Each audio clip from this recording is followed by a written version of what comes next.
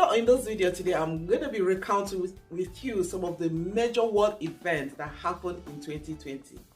I'm sure 2020 is a year for everyone that you don't want to even remember.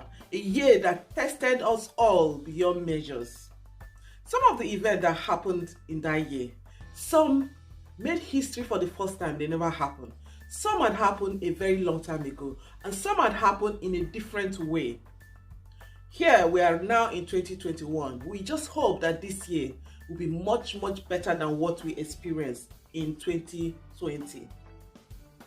Some of those events made us cry, some made us very sad, some even made us become very philosophical about life.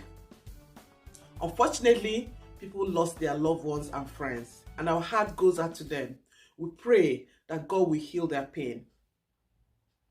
So, before I get to the business of the day, if you haven't subscribed yet, please kindly subscribe. It does not only encourage us, it also gives us the confidence to do more and even better.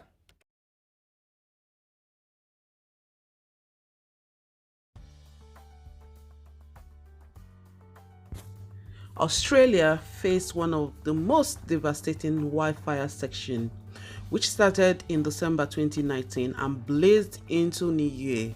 It burned a record of 47 million acres and displaced thousands of people, which also killed at least 34 people. In January, Prince Harry and Meghan Markle announced their decision to step back as senior members of the British royal family, which the event was dubbed Megxit. The coronavirus pandemic, which is still going on as at now, is unarguably the biggest happening of 2020. It was first identified in December 2019 in Wuhan, China. The World Health Organization declared the outbreak a public health emergency of international concern in January 2020 and a pandemic in March 2020.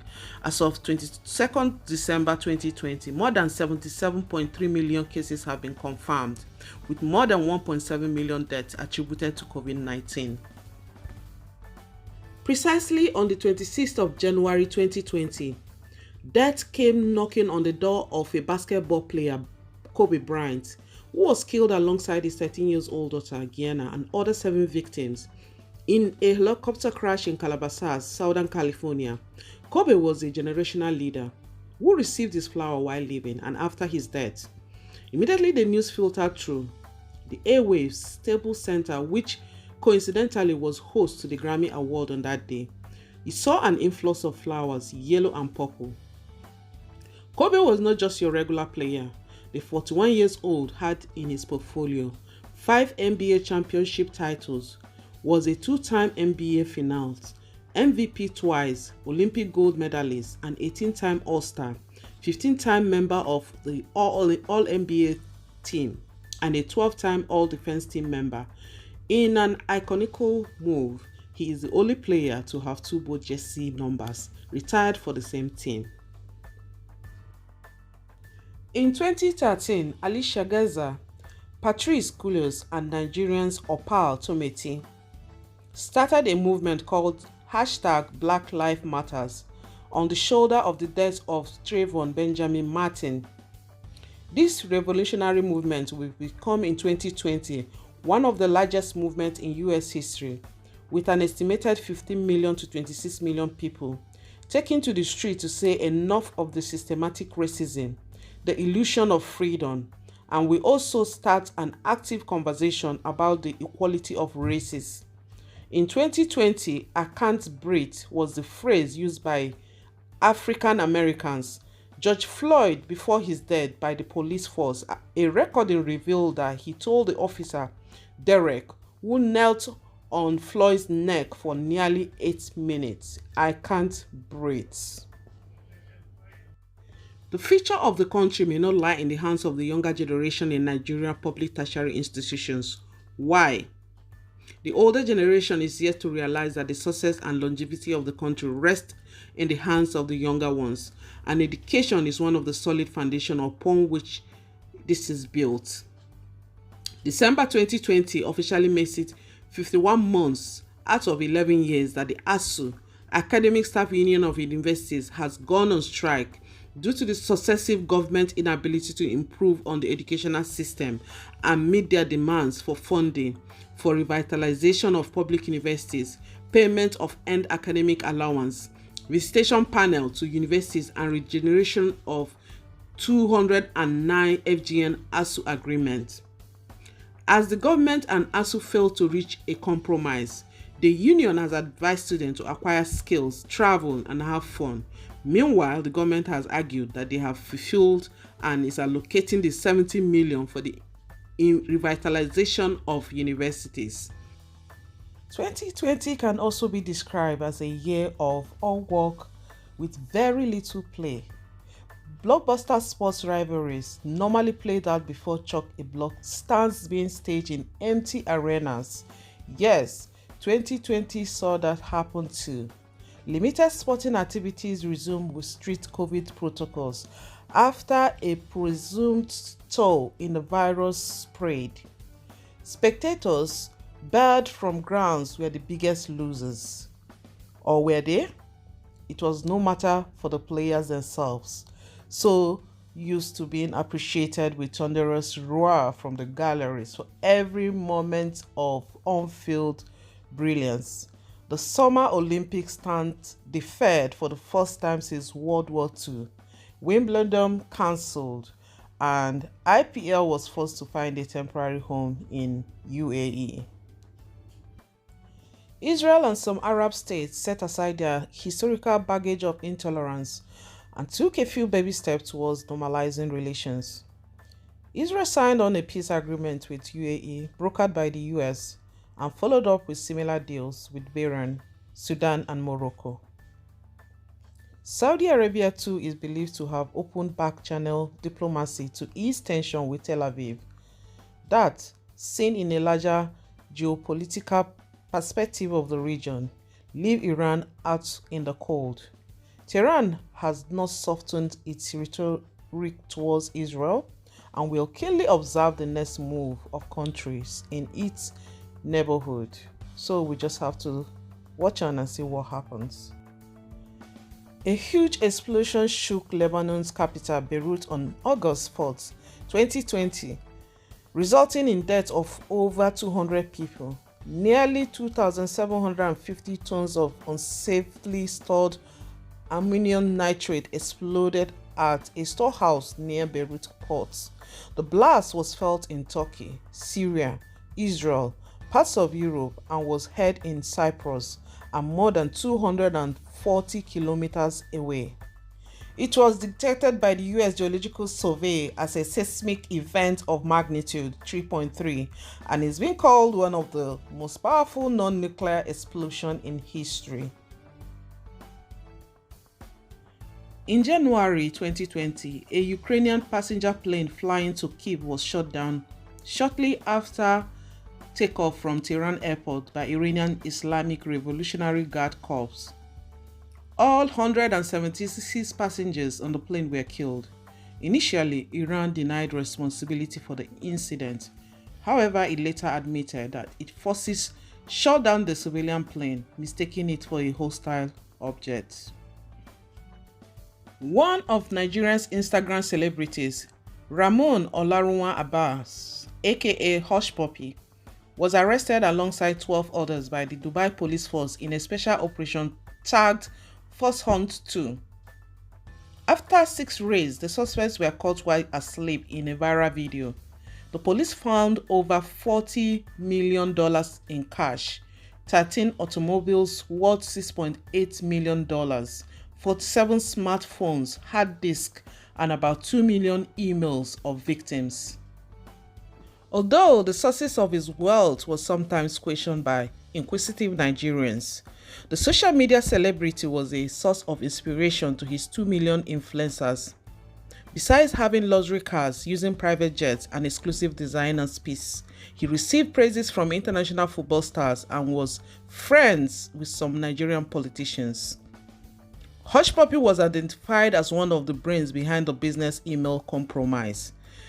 Scam hacking corporate emails, redirecting financial transfers, and stealing bank details. Before his arrest, the former second-hand clothes trader in Lagos conspired to launder funds worth 14.7 million cyber heist from a foreign financial service firm.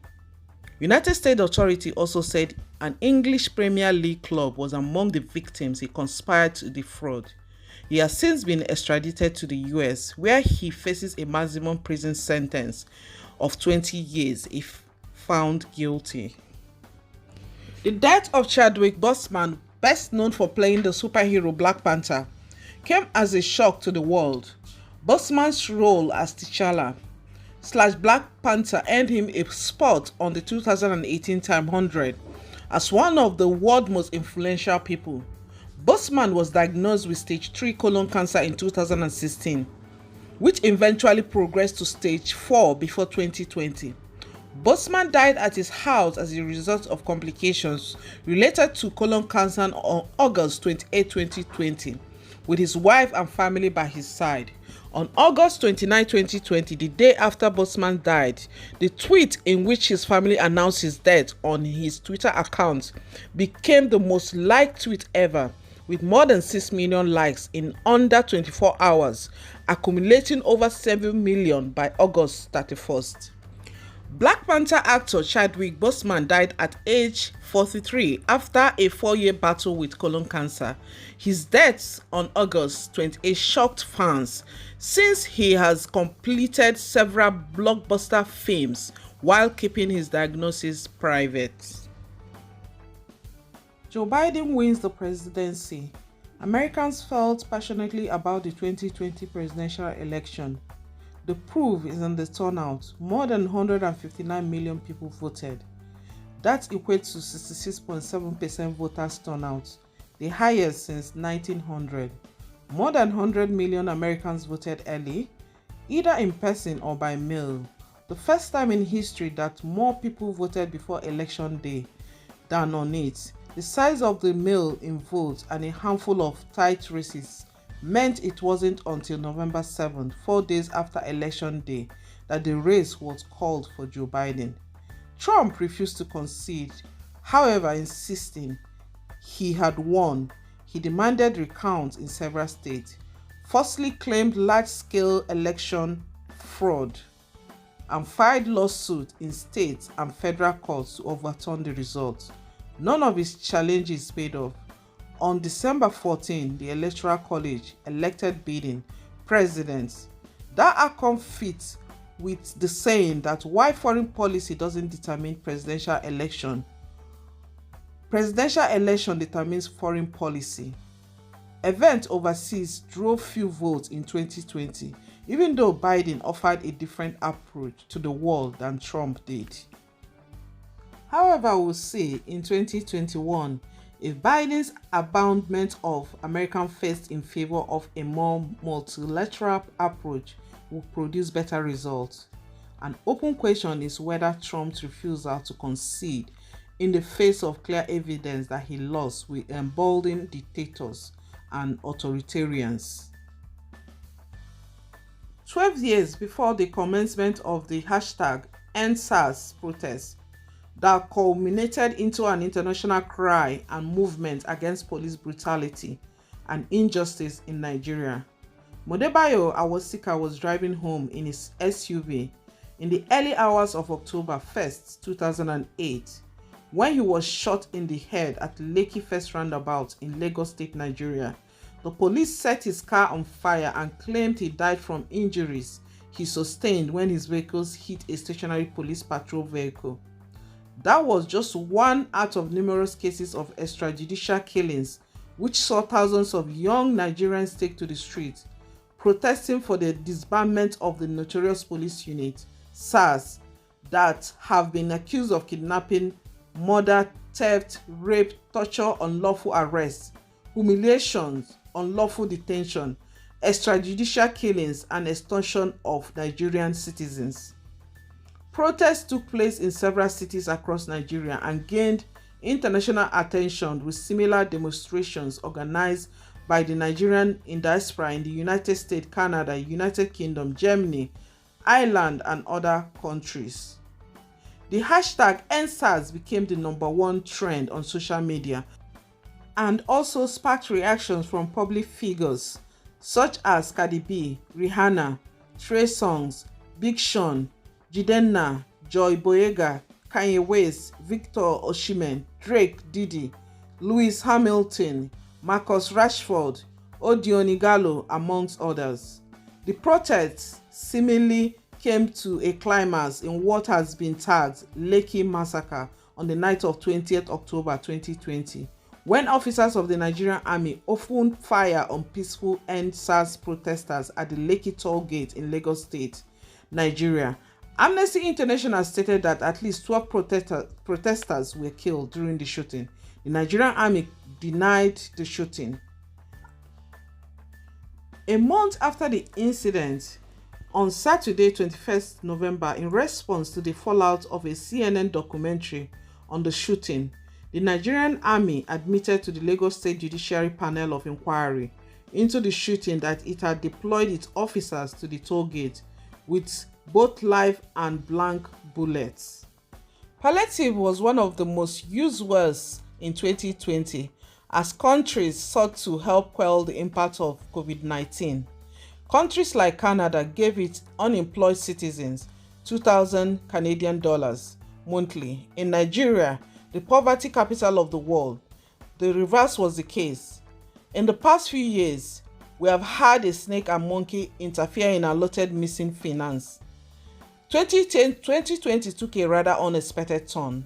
Some Nigerian politicians were seen to be hoarding palliative for use as a birthday hamper package, while others kept them in unexpected places, like people awakened from slumber. A part of the 86 million Nigerians living in absolute poverty discovered warehouses where the coalition against COVID-19 palliative worth 23 billion were stored, and catered away food items include noodles, pasta and garri, some of the items destroyed by the storage.